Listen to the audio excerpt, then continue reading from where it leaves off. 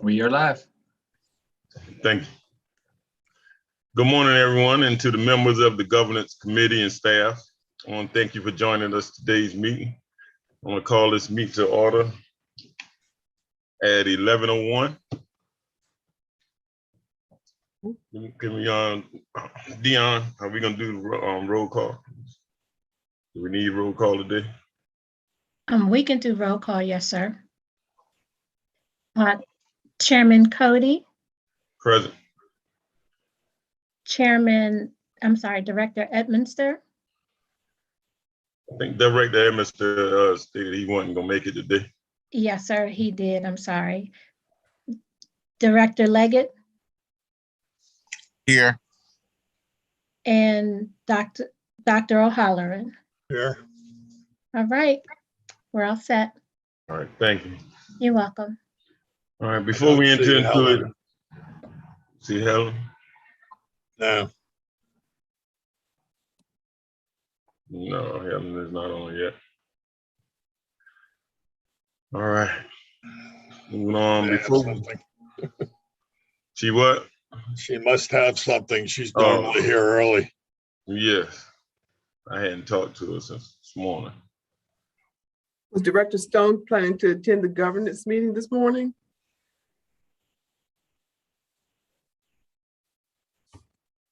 I hadn't heard anything saying she wasn't, no. But something may have come up. Yeah, I didn't talk to her myself about the meeting anyway.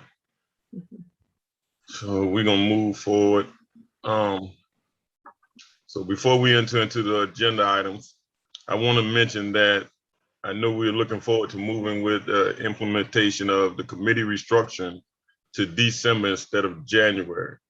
However, I believe it will be more practical for staff if implementation starts in January. This will allow staff the extra time needed through this month to work out the final details.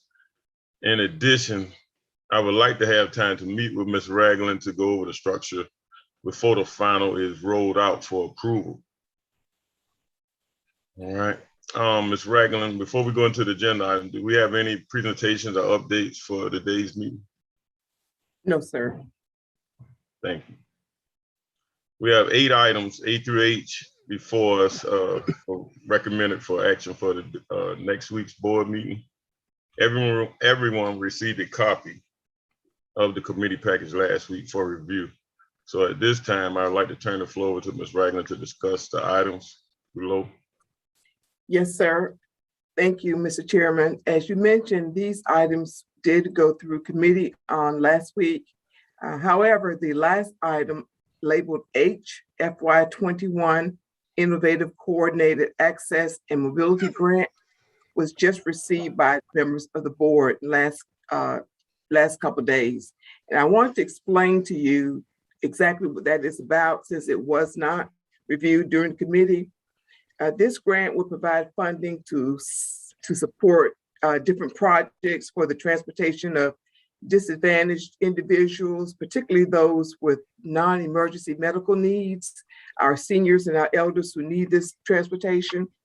It would also expand our current paratransit service for our older adults and those who are disabled. It would give them increased ridership and improved accessibility. So this is right in line with item C, the Supplemental Paratransit Service Agreement, that will allow us to move into agreements with other agencies to provide better and more efficient services for those who are disabled or seniors that actually need this service. And this grant is perfect. We couldn't just not leave it off the agenda because it ties in so perfectly with our needs right now. So we want to present this to you and ask for approval to move forward with submitting an application for this grant. Yes. Yeah, grant money's always nice. Oh, yeah. Yes, sir. Yes, sir. I will add that we are currently receiving 350 to 400 reservations every day, Monday through Friday. On Saturday and Sunday, it's less. And of course, with the issues we've been having with workforce and of course, some COVID pandemic issues as well. This grant is going to be a lifesaver for Chatham Area Transit. It's a federal pilot program, and the federal government is trying to gauge it to see how well it's going to work. But I know, just like us, agencies across the country are in desperate need of this kind of assistance. Thank you. I have a quick question. Have we heard anything about when we might see some of this infrastructure money? There's like $39 billion for transit. No, sir, we have not yet received how it's going to be distributed or when. Okay, I would keep in close contact with Kingston and make sure we get heads up when that becomes available. Yes, sir. They've been very good with keeping us informed with legislation going on. As a matter of fact, we have a meeting later this afternoon with Senator Ossoff's office. So good. We're trying to keep our hand on the pulse. Yeah, things are changing like so rapidly. It's really insane. And that's all I have, Mr. Chairman. All right. Thank you, Ms. Ragland. Yes, sir. We're gonna move on to our committee updates. And I'm gonna ask if any of our committee chairs want to give us an update from last week's meeting. I guess I'm first on the list. Last week, I did mention to staff that we're gonna have to do a deep dive into these new unpredicted costs for the electric bus services. We're looking at the potential of having to spend $12 to $15 million on a building to house the electric buses.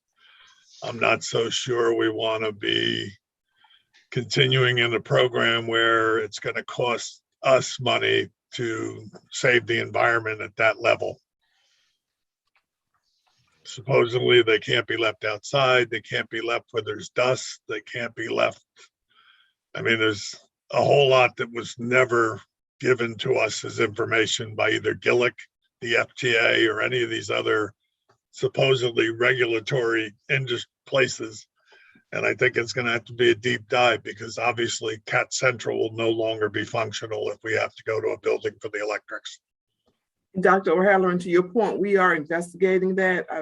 We had some conversation actually this morning about the implementation of the electric buses and placing them into service. But we are investigating, as you suggested, perhaps maybe an old garage or something that we could acquire, or even covering the buses. So we'll update you as that information becomes available to us. Okay, because it appears to me that somewhere down the line, Cat Central we're going to outgrow. Between the paratransit vehicles, this new grant that's going to expand paratransit service, we need to find something that'll house, and from what I can see, the entire electrics, which means we have to pay to move all the stuff that we paid Georgia Power to put in at Cat Central. I don't know if moving all the paratransit vehicle out will leave enough of an area for us to enclose the parking lot where the buses are kept for the electrics. Someone's going to have to do a whole lot of research on this, but yes, sir. It's going to take a lot of research, investigation. I think at this point, rather than buying, I think we have to contemplate leasing someplace to put the paratransits, because there's no parking for the drivers, even though we're short drivers. I don't know, got to be what, 10 short on paratransit right now? At least. And now we're having to get outside people to do the work for us. I hate to say it, but we're negotiating a contract with them, and it seems to me like this is going to be a major problem going down the road.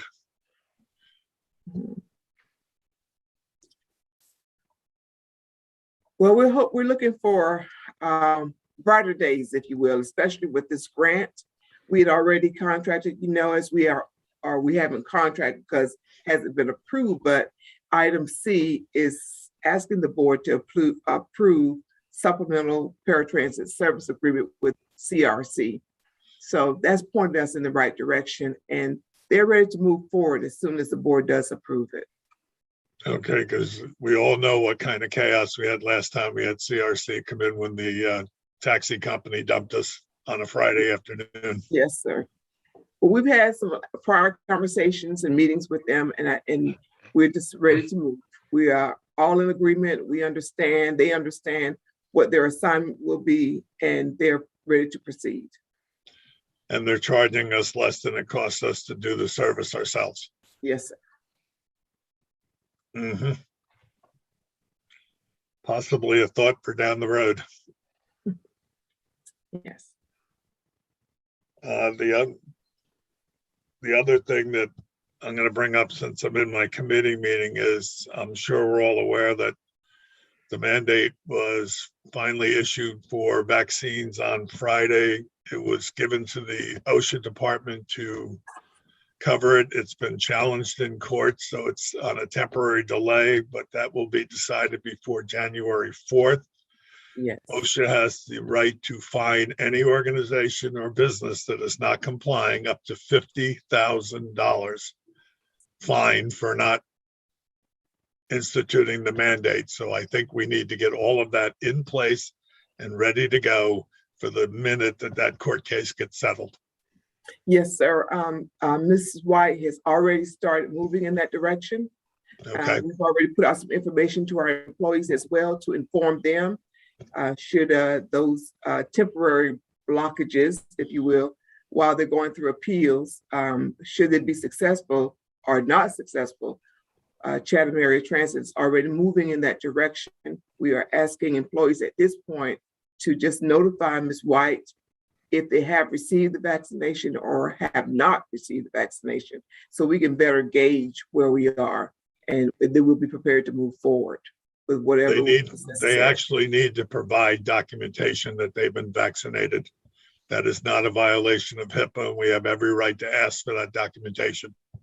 Yeah, Dr. O, that's what she's saying. There's already, I've already moved towards that. I've already, had it written up. I've had all the chiefs sign it. And Okay. it's confidential. I am aware that it is not a violation of HIPAA, but I do want to maintain confidentiality between myself and that employee when they provide me proof of their vaccination Oh, cards. absolutely. Right. I don't, no, that's absolutely a requirement that we don't share it, but we have every right to obtain it. Correct. And that's what we're doing. So I will be asking for that. And the important information that we will be communicating to the employees today is that we're asking for either or, meaning if you are vaccinated, for you to provide proof of vaccination, either one shot or both. And if you're not vaccinated, you have to let me know that you're not vaccinated. And that way we can get 100% accurate count of who is where, so that when this rolls out, we'll know, how to proceed. Yeah, because the cards, there's no regulation that gets us photocopying their vaccine cards. No, correct. Keeping it in their records. So if they're not, they don't have a right to deny that particular piece of information. Yes. Yes. We've been guessing about the percentages since this whole thing started. Correct. Yes. Because we haven't been collecting all that. And I think it was part of the HIPAA, but now that they said, no, it's no longer a HIPAA violation, we have a lot more control over keeping counts. Yeah, Dr. O, prior to me coming here, I was working with the courts, and that has always been the stance that it is not HIPAA. I've collected that data, 4 months ago from court employees. So, so I don't think that that's an issue for most people. And if there is an issue for some, we do have a plan in place to address that. Okay, yeah, because everybody will scream privacy, privacy, privacy. And I heard about it about 2 months ago. I know it's been banging around on the courts for a while since even the mask and every other kind of mandate. But I think we have to keep that mask mandate in place until we have accurate counts and know where we are. We have continued the mask mandate on our revenue vehicles as well as in the offices. In both buildings. Well, since we don't get to come in and check anymore or get to see everybody, we don't always know. I'm just making it as a general, I know you guys are on top of all this stuff, but the more we talk about it, the better prepared we are going forward. Yes, sir. But please be assured that we are prepared to move in that direction. Yeah, are we, is there any no-low grants in the offing that we know of? Has anything been, is that part of that 39 trillion or billion, whatever it was? I honestly, Doctor, I do not know if it's We part of didn't that. see money or anything not. yet. I have not seen anything about no low in there. No, Okay. sir. And I'm sure that's going to be part of it at some point because they're adding charging stations and all these other electric vehicle Yes. provisions. So I'm a assuming. lot of it is being assigned to electrical infrastructure. So I'm sure there will be something coming out later on about that. Okay. Okay. Excuse me. Yeah, it's probably going to take 3 to 6 months anyhow, just to implement. And I'm assuming the FMO is done. They've left. They have with We're the just initial waiting to hear the good or bad news. well, with the initial 2 weeks, now they are moving forward in the next week or so. They'll be making arrangements with Stephanie and I to receive actual documentation. So the first 2 weeks that they were on site or virtually, they were just interviewing different departments. So the next stage or next step would be actually obtaining documentation. Yeah, usually what they do is submit recommendations and give you a time period to fix them. I know that happened last time. That was like the final report came back on the Chad Reese problem when I was chairman. So it was like 4 years or 3.5 years after the fact. Okay, so we don't know, it might be a quick and easy. It might take Lord knows how long. If they invalidate the claim from our previous CEO, the whole thing may just get thrown out the window. Okay. At least that's what, knock on wood, that's what I'm hoping for. Yes, The sir. FTA is funny. We never know where they're going. That's true. That's true. And there is the new Secretary of Transportation, so we don't know where that's going to lead either. The future's wide open. Yeah, that's all I have for now. All right. Thank you for that, Dr. Allaron.